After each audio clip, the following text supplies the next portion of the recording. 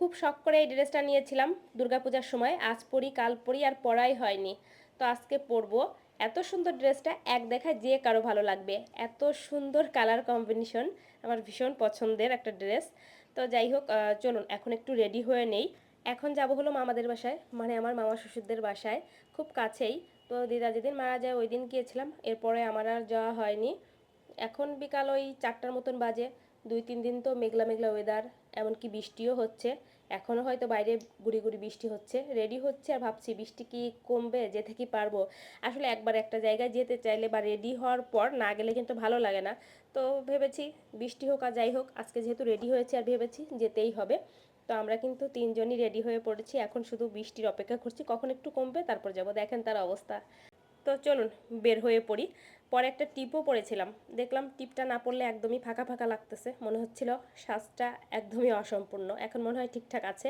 সবার জন্য গিফট কেনা হয়েছে, 3 মামার জন্য, তারপর 3 মামির জন্য। 3 মামার জন্য 3টা শার্ট নেওয়া হয়েছে, আর 3 মামির জন্য 3টা শাড়ি। এখন মামাদের বাসা থেকে ঘুরে আসব, গিফট দেব। আর হয়তো যাওয়া হবে না, দেখতে দেখতে অনেক দিন হয়ে গেছে। আসলে এখন আবার ঢাকায় চলে যাওয়ার সময় হয়ে আসছে। তো চলুন ঘুরিয়ে নিয়ে আসি। যদিও বাসায় গিয়ে ওইভাবে তেমন কখনোই আমার তেমন ভিডিও করা হয় না। বাইরে কিন্তু বৃষ্টি গুড়ি গুড়ি পড়ছে, আর সকালে বেশ ভালোই বৃষ্টি হয়েছে। তো বের হওয়ার পর তো বলা যায় বিপদেই পড়ে গেলাম, বেশ জোরে বৃষ্টি হয়েছে। আমরা একটা জায়গায় মানে একটা দোকানে দাঁড়িয়েছিলাম, বেশ অনেকটা সময় বসেছিলাম, ওই 30 মিনিটের মতন। তন্না সোনা তো ভীষণ দুষ্টুমি করতেছিল, শুধু বৃষ্টির জল ধরবে বাইরে যাবে। এইবার ভাঙা এসে তেমন কোথাও ঘোরাঘুরি করার সুযোগই হয়নি, বাড়িতেই ছিলাম। এটা মূলত ঈদের আগের দিনের হয়তো ভিডিও। তো এর মাঝে আবার তন্না সোনা বায়না করেছে, সে এখন একটা জুস খাবে। একদমই না হলে শান্ত থাকতেছিল না, ভীষণ দুষ্টুমি করতেছিল। ওই যে বাচ্চারা একটা সময় আসলে বেশিক্ষণ থাকতে চায় না, ওর হয়েছে এই অবস্থা। তো তারপর এর জন্য একটা জুস কিনে দিলাম, যে খেয়ে দিয়ে যদি একটু সে শান্ত থাকে। বিয়ের পর অনেক গিয়ে থাকা হতো মামাদের বাসায়, এখন ওইভাবে সময় সুযোগও হয় না, থাকাও হয় না। তো বাসায় চলে এসেছি। বাসা একদম এলোমেলো অগোছালো, কারণ আজকে হলো ঘাট কাজ ছিল, সব পরিষ্কার করেছে। এখন আবার সব সুন্দর করে গুছিয়ে নিলেই ঠিকঠাক হয়ে যাবে।